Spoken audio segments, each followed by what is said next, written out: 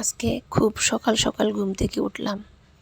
উঠে তাড়াতাড়ি করে নাস্তা বানালাম আর চা বানালাম, সাথে একটু সেমাইও তৈরি করলাম। ছেলেকে বললাম, যাও নিচে যাও, নাস্তা নিয়ে আসো। এত বৃষ্টি, ছেলে নিচে যেতে পারবে না নাস্তা আনতে। আসসালামু আলাইকুম, সবাই কেমন আছেন? আশা করি ভালো আছেন আল্লাহর রহমতে। আজকে একটা গল্প শেয়ার করি, আমার বড় ছেলের গল্প। আমার ছোট ছেলে এবং বড় ছেলে দুজন দুই রকমের হয়েছে। ছোটটা একটু শান্ত প্রকৃতি, বড়টা হয়েছে একটু চঞ্চল প্রকৃতির। এখন আবার উল্টো হয়ে গেছে, যে বড়টা একটু শান্ত হয়ে গেছে, ছোটটা একটু চঞ্চল হয়ে গেছে। বড় ছেলেটা অনেক দুষ্ট ছিল ছোটকালে। ও যদি বলতাম যে বাবা আজকে রুটি খেতে হবে সকালে, সে বলতো মা রুটি খাবো কেন?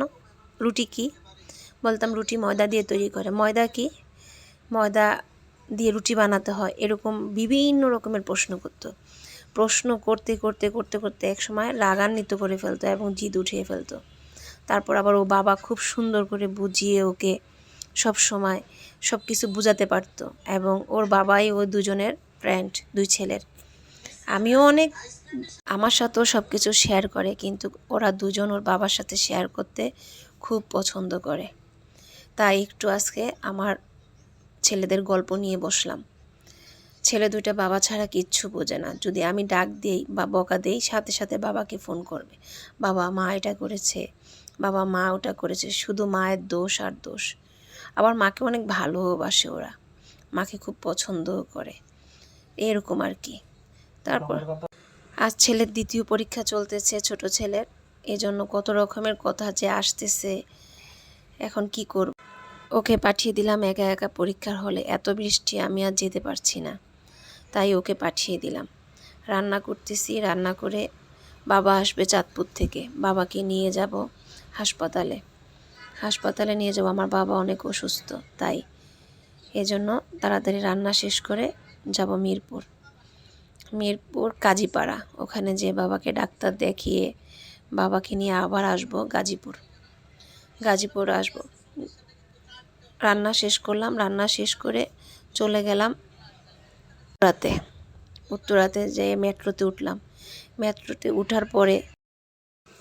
মেট্রো রেলে উঠার পরে দেখলাম ছোট্ট একটা বেবিটা আমার কোলে আসার জন্য খুব আশপাশ করতেছে।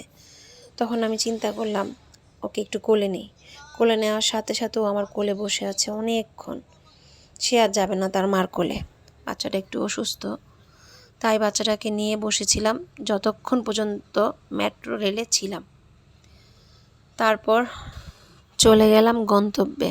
ওখানে যে বাবার এই অবস্থা দেখে মনটা খুব খারাপ হয়ে গেল, তাই বাবাকে নিয়ে চলে আসলাম বাসায়। ডাক্তারের ওটি রুমে বাবাকে নিয়ে গেল। ওই মুহূর্তে তো আর মানুষের ভিডিও করতে মন চায় না, তাই বাবার এগুলো ভিডিও করতে পারলাম না, দুঃখিত। সবাই আমার বাবার জন্য একটু দোয়া করবেন। আমার বাবা অনেক বেশি অসুস্থ। বাবার অসুস্থতা দেখে আমি নিজে এখন অসুস্থতা থেকে সুস্থ হয়ে যাচ্ছি। আস্তে আস্তে যেন আমার বাবাটা আস্তে আস্তে যেন সুস্থ হয়ে যায়। পৃথিবীর সকল বাবা মাকে আল্লাহ জান্নাতবাসী করুক, যারা মারা গেছে আর যারা জীবিত আছে সবাইকে যেন সুস্থ করে দেয় আল্লাহ পাক, এই দোয়াই করি সবার কাছে। আমার ভিডিওটা যদি একটু ভালো লাগে তাহলে একটা লাইক, একটা কমেন্ট করে যাবেন। আর যদি বেশি ভালো লাগে তাহলে একটা ফলো দিয়ে যাবেন। আর যদি ভালো না লাগে ইগনোর করে চলে যাবেন। রাখি। আসসালামু আলাইকুম।